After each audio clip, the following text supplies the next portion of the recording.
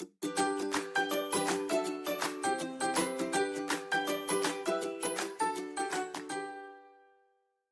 everyone, and welcome back. It's Julianne here for Trinity Stamps. Today I'm going to be showing you two cards I created using the Mr. Snail Mail stamp set, as well as some fun pattern paper. And I'm going to be creating these super fun and easy one-layer cards today, so let's just jump right on in and get started. At this point, I wasn't too sure on what I wanted my card to look like or which images I wanted to use. So I'm just going to play around to figure out where I want everything placed and which stamps I do want to use for both of my cards today. Eventually I decided that I just wanted to use the snail image that's in the Mr. Snail Man stamp set. And so I'm going to cut down my Expressic blending cardstock. This cardstock is perfect for Copic coloring, which I will be doing for both cards today. And I'm going to cut that down to 4 by 5 1/4 so that I can have a nice border around the edges with that pattern paper I showed earlier.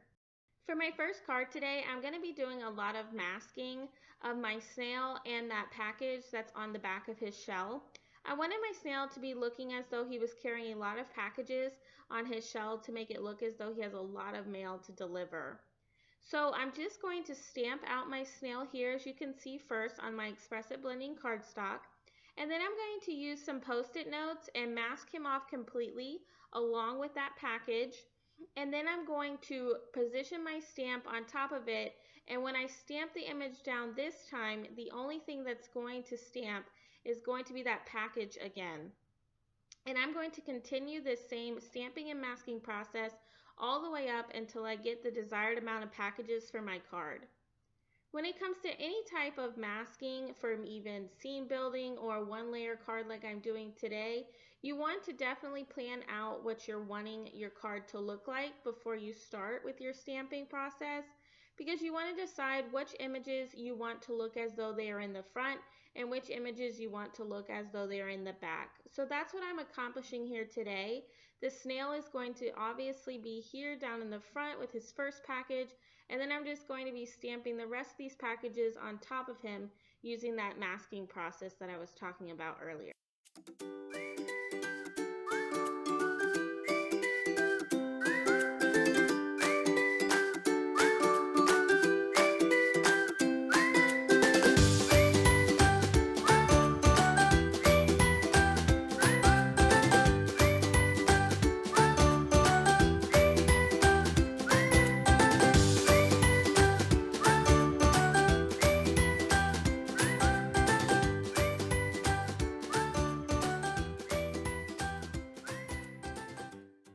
Once I'm finally done with all my stamping and masking, I'm going to go in and remove all my Post-it notes to reveal our new image.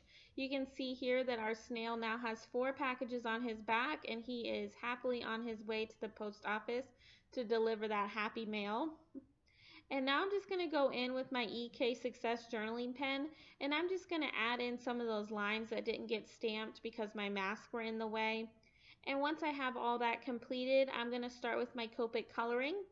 I'm going to have all my marker caps off to the side as usual so that you can follow along with my color combinations. And I'm going to be right back.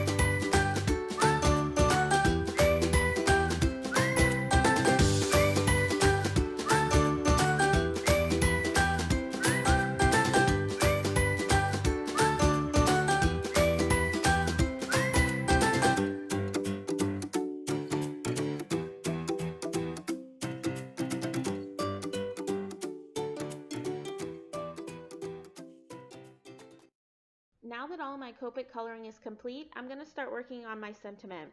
For my first card, I'm going to be stamping the sentiment that reads "Sending Snail Mail" directly underneath my snail image using some VersaFine Onyx Black ink. Once I have both of these sentiments stamped out, I'm going to start working on cutting down my pattern paper to A2 size, which is 4 1/4 by 5 1/2. I really love this pattern paper. I have been on a rainbow kick lately with my cards, so this pattern paper actually inspired my card today. Once I have my paper cut down, I'm going to adhere it directly to my card base using some liquid adhesive. And to add a little bit of dimension to my card, I'm going to adhere some foam adhesive to my background before adhering it to my pattern paper. Finally, to finish off this card, I'm going to add some silver sequins throughout. For my second card, I really wanted to use this same snail image and stamp it throughout my card to create my own background.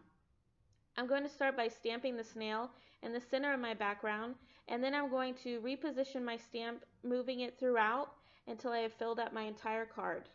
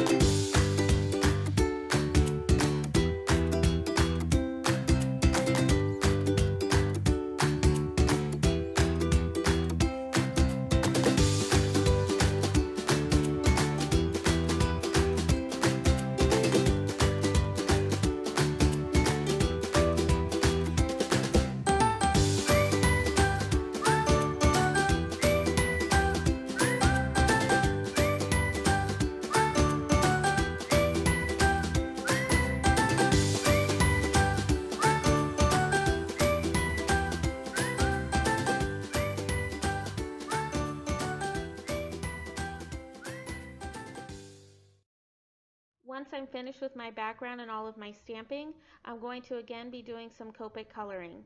I will be using the same color combinations as before, so I have sped up this process so you won't have to watch it again.